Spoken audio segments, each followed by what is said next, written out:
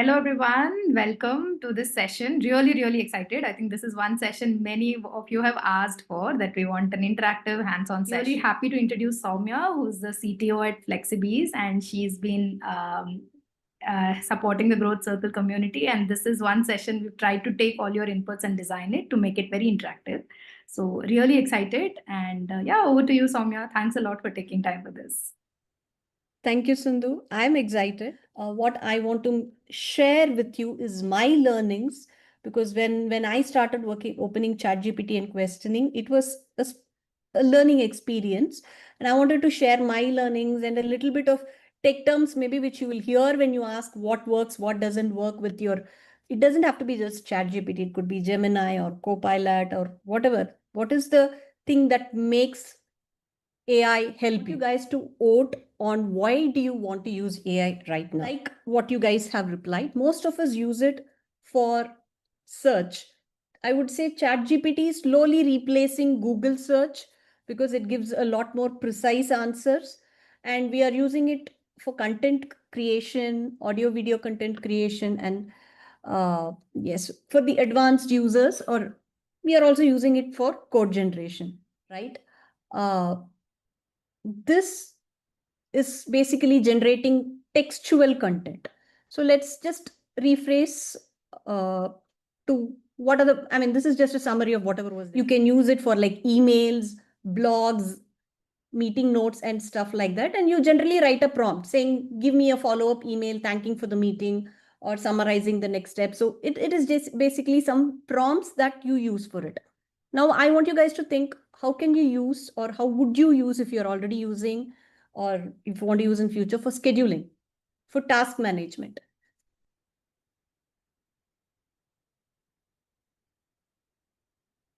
Okay, automation, nice. If you want to use ChatGPT for scheduling purposes, how would you do it? Guys, this is a very close forum. You can write whatever you want. To-do lists, project management.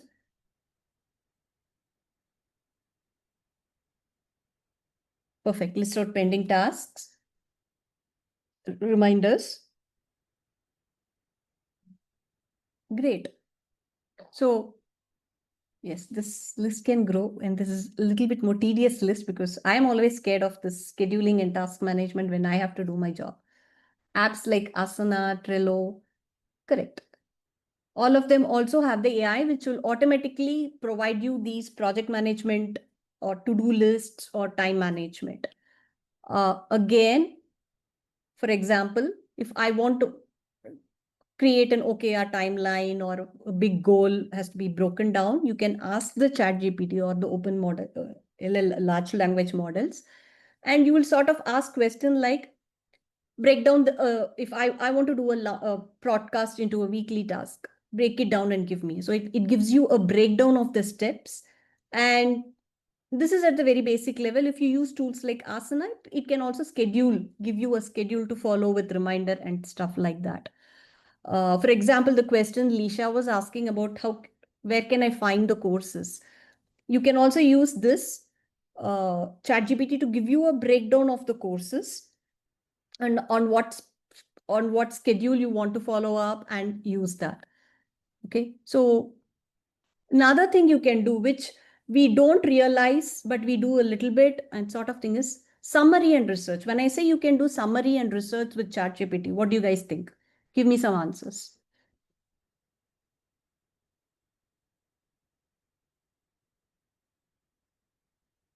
Is that if you have to do research about it? Okay, competitor analysis. Is that all you guys can do? Think of researching with, okay, book summary, wonderful.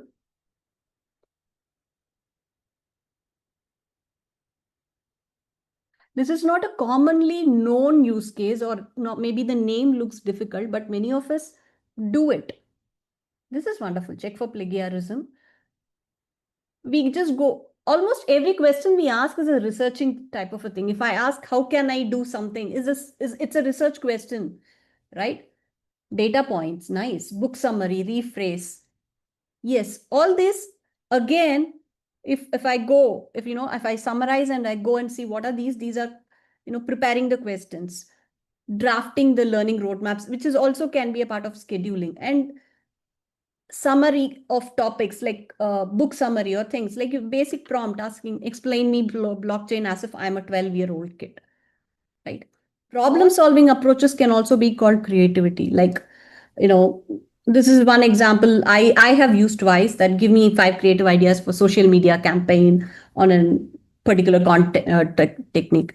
So if you realize what happens through all this, right, is we are basically asking a question to these models and it is answering. Pretty simple, right? I said large language model. So what is a large language model? It is an intelligent program that has been trained on huge amount of data. That's why it's large. And that can take your questions, understand and generate text or of late video and audio content. It can help in your creativity, make you visualize things quicker than before. It can help you in planning and creating learning materials. It can help you understand concepts as such tutoring and automation of tasks. Now, all these are built on a large set of data. But and like I said, can do all this, but I'm going to go just a very bare level understanding of how this works. Now, all these models I told are basically trained based on pattern recognition, very basic pattern. And and that's how most of our brain works. When you give a word, so when I told you creative and content management, or when I told you that give what you do as writing, your brain identified things that are related to writing, which are more relevant to you. What is relevant to Sindhu or what is relevant to Lisha may not be relevant to me, but somebody felt writing at that moment for them, based on whatever information they have. They wanted email writing, somebody wanted LinkedIn writing, and somebody wanted blog writing. So there is a pattern association and prediction, and based on that is how our brain gives us ideas. Our brain, in fact, forms the sentence. LLMs practically work on that same technique. Based on your question, it sort of does a pattern recognition and prediction and builds the answer. So, which means if we go back to the screens that we were talking before, if the keywords were the creativity or content management or scheduling or summary and research, those were the keywords based on which your brain operated and gave those words as an answer, right? And basically those cues, those prompts is going to be similar when we interact with the chat. WhatsApp audio. Sorry guys, this is an emergency contact that I cannot mute. Okay. So this is the logic that handles everything, including video generation and audio generation. Overall, this is what is generative AI. If I have to put it in simple terms, generative AI is basically generating new content based on the existing knowledge. And those are the jargons all of you will be hearing. But what I want to help here is create those cues, those, and in the AI world, they are called prompts, that will help you get the answer. Now, if you see the examples we see, right? When we were creating a prompt, for example, if the prompt about how to create, let me go back and take one. Okay, so I'm saying here, sorry. I'm going to one of the older screens. So here in creativity and brainstorming, I'm saying here, give me 5 creative ideas for social media campaign. In pure English, it is giving an instruction. I'm giving the model an instruction to do certain things. And if I go to the previous one before that, again, I'm giving an instruction. So one way of prompting for an answer is by giving instructions. Another way of prompting is by, sorry, asking as a question, how will uh, an electric scooter work? So there you're asking a question. And another way of getting your answers is personifying, say, the example where explain blockchain as if I'm a 12-year-old, where you put a persona so that the model understands what type of answer will give you the correct solution. Okay. And then a flip, and then I'll few shot, or it's an example model where I say, if I give an input as A plus B, the answer should be C. So if I set up examples based on which, right, the model will give you the further answers when you question. So I'm not going in detail about all this because that will become a prompt engineering session, but it is basically how we talk to a person. We all have been interacting with people. It's nothing new. For some people, say, if I have to talk, for example, I'm going to take examples within ourselves. Say, if I have to talk to my son, he is my son, obviously, there my tone will be, I'll give him instruction. Okay, now do this. I want you to understand. I would rather go and say, I want you to get me a kg of onion from the market. Whereas if I go to my father, I will be more polite and I'll ask, I can you please go get it? Which is a, of course, if it were my husband, I would have given an example of go get this way. So our tone changes to get the work done, and prompting is similar. We change our tone to get the work done the way we want. I'll pause here and I would want to ask any questions because after this, it's almost going directly into hands on workshop. No questions, everybody is clear? No, very clear. Thank you. Okay. So I'm just being rude and remember putting these. the video on and off. Sorry about that. That's Every okay. time I put something in my mouth, I'm putting the video off. That's lunchtime problem with that, and all of us have it. So please don't bother. We do it. So my point is, when you hear this question prompts, instruction prompts, these are not unusual things. These are in fact things we do normally. It is so ingrained in us, and when somebody gives a phrase to it, it looks alien. And prompting is basically, I believe, I mean, the way prompting has been successful is, I think, as if I'm talking to a toddler who cannot understand my terminology. So I have to be very clear on explanatory. It is a pattern in prompting. And that itself will next help me get the answer done. So I have to get the job done out of a toddler or a senior citizen or a super senior citizen. Each of it becomes a pattern, and that is how prompting works. Sometimes you want an answer, say, for example, it might give, okay, so the prompting format I love the most is the iterative one, where once you get the answer, you can go refine it. So these are all vague concepts that, just remember, and you can be rest assured you're already doing it. What are the features that will make you successful about using these when you're interacting? And these are not just specific to ChatGPT, guys. This is applicable to any AI tool. Okay. You the ideal prompt should be very specific about the situation that you are trying to reproduce. Clearly declare what is the purpose of your prompt and give an example format so that they know how to give the expected. Because I have done the chat GPT multiple times, and I will say I want to prepare a learning path, and it will give one table which is not copyable or anything. So then I have to say, give me the table in a downloadable PDF or Excel, right? So clearly put in those details.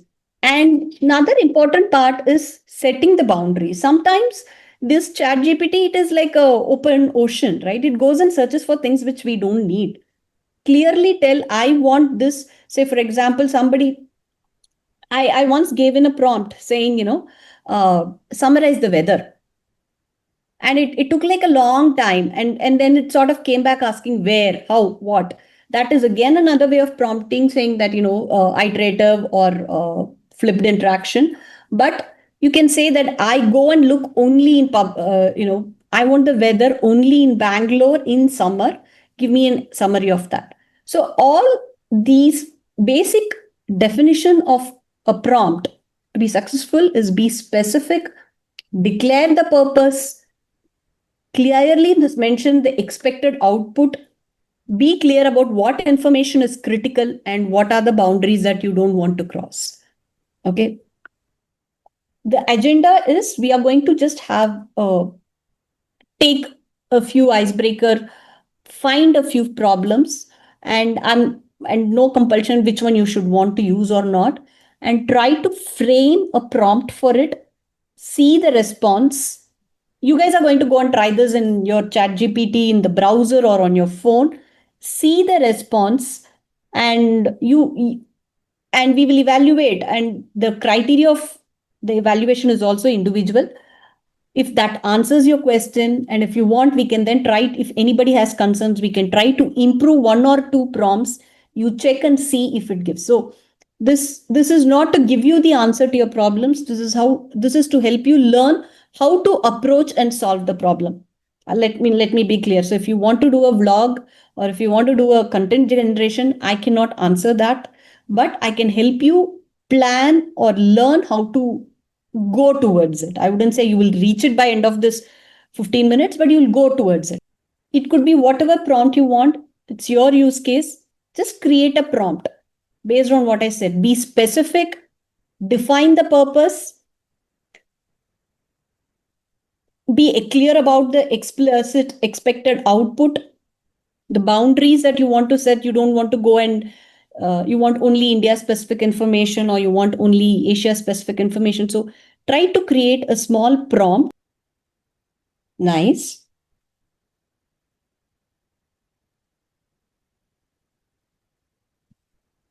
Okay. Okay. Problem. We can either use the same prompt or we can create our own prompt. Try and see if the response comes. That's the whole point. Okay. I think we have 6. Based on the voting, we are going to take this topic. I want you guys to try this prompt in whatever chat GPT browser or something. And the next question, as you guys would have seen, is you have to tell me, did it answer your concern? The thing you're trying to address. And also, for those of you who don't use ChatGPT or any of the tools, you can also use WhatsApp AI as well. So it's on your WhatsApp itself. There is a small blue icon. You can use that. So any AI tools is fine. You don't have to have a ChatGPT, or any tool is fine, just to try out the prompts. So I want each of us to try this prompt, and it is going to be a personal opinion. I hope, Bhagya, you're okay with that. That is it Yes, giving yes, what of you course. think the prompt wants to give? Like Yes. I want a certain, when I read this prompt, I wanted something in my head. Okay, this is the intent. And I want to see the output and say, is this giving that? Same way, Bhagya could want a different output. So I want you guys to this is more like you are hands-on. You're going to make a product, make something and see, is this satisfying, or should you improve more to get what you wanted? What is covered and what is not covered in the prompts that Bhagya has shared? Yeah, sure. I think this is a good starting point. But there are a few things we could do, right? Like, I mean, if I'm thinking, like you said, my vision is I need like a one-page strategy document. I need like an execution plan. So I'm thinking in that terms. When I gave So if it is very simple. This again, like I said, prompt engineering, or it all sounds like very scientific, very technical concept. But what I realized is it's basically knowing how to ask the right questions to get the right answer. And the various ways, like I said, right, it could be question oriented, it could be instruction model, or it could be an iterative model where, like Sindhu said, I ask one question, then we again ask. I do that very often, like rewrite. Okay, gave this answer, can you make this more concise, or can you give an executive version of it, or can you give a version which is more simpler to explain? And then there are patterns. There are like around, as far as I went through, around 25-30 patterns. And what I realized is These are basically regular conversational patterns. When you write it down as a prompt, they call it as a pattern. So none of these are daunting or unknown. It's just that we use it very normally in our day-to-day communication, but we don't realize it's all just the interpretation, writing, typing them out to the prompt, and it is able to answer. So the whole logic, I hope this workshop gives you the basic, very, very basic idea of what can help you get. I think that all of you are using prompts. Even when you just go and type in WhatsApp AI or anywhere, you're already asking those questions. It's just refining the questions to get the answers you want.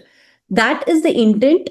And this will be the first step that you will learn. And it's like a matter of learning the language or the expertise, right? You will, as you try, you're going to get better at it. So that was the whole intent of this exercise.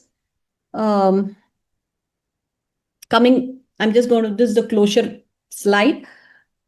You have to write the clear prompt on what I said as specs, now in more of uh, who's asking the question, who are you addressing. It's like audience based pattern, and what are you asking for, how do you want it to be given to you, what are the constraints within which you want to do the research. And when you do it, okay, this is an interesting part which we don't realize. Actually, AI has become more smarter. If in the same prompt window I ask a question, it uses the previous knowledge by itself. But if I open as a new prompt, of course, it starts as news, but there is already some data collection. It understands, okay, if you have been asking a question in a role based model, and then after 2 days you come back and ask a basic instruction question, it will still use the role. Say, for example, give me a lesson as a give me an explanation of blockchain as a 6 year old, give me an explanation about electricity as a 6 year old. And then after 2 days, you come and say, I want to know more about quantum physics. It will give you the answer as it has to be given for a 6 year old, because it retains the old information and uses that when it gives the new answer. So it might, in many cases, it might be useful to revise the existing flow instead of starting a new flow. And like Sindhu said, and now what we already did, we did an iterative prompting. We got one answer, not happy with that. We went and revised the prompt. And combining with Google Docs, Excel, Notion trackers, all these are for the expected format, because I have made this mistake. So I'm sharing the pitfalls I did. I did all the planning and everything, and then I was not able to translate it into a Google document. These tools provide you this translation. So just ask them to give it as a Google Doc, it will give you a Google Doc. Ask them to give it as a downloadable Excel file, it will give you as an Excel file. So use all the advantages and just talk with the AI. It's basically AI, I would say, is now like a toddler who has grown into of the fearsome 4 year olds who can learn, understand, and answer. So you still have to have the language, but it is also growing with us and becoming more mature, more. It can perform more than we think we would have thought 2 years back. So feel these are the basics that will help you have a start. So like I said, I'm not going to give you a magic answer of how you can immediately do scheduling or anything, but I'm trying to give you the way I prefer in teaching you how to prepare your basic prompts for scheduling or content generation or doing a research. That will help you in other places also. So that's the summary of my workshop. I hope you guys got something out of it. Bindu has a question. Sowmya, maybe the question I had is the specs you mentioned, right? Which order we should follow, or is it something we have to try and do? No, right? Nothing. There's no order. There's no weightage. Okay. Yeah, we have to, it is like how, right? When you teach a kid to talk, the kid needs only concepts. It doesn't matter what is the format of the sentence. It will learn. I have realized Correct. that when you try to relate it to a lot with learning at any stage is same. So this is like a kid which can understand in whatever order you give the sentence, the content should be there. The pattern should be there and it will find out. I'll stop the work part of it. So now any other questions?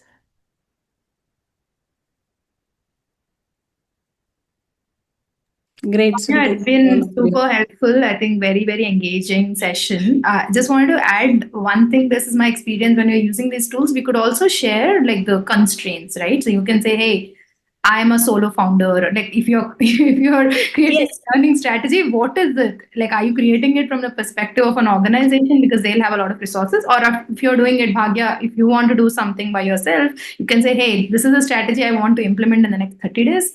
I'm the only person, so and I want to do this in this village. So if you make it more specific, right? Again, it need not be in the first iteration. At least I don't, because if you put everything in the first iteration, you feel like, hey, I'm already doing all the thinking. Why do I need these tools? So you do the first, get the ideas, but then you can go very specific. That's where you will see a lot of value with these tools. But yeah, very, very helpful. Thanks a lot, Sowmya. Thank you, guys. Thank you very much. Sowmya, I was misunderstanding certain bits, but I'm learning from you all. Thank you.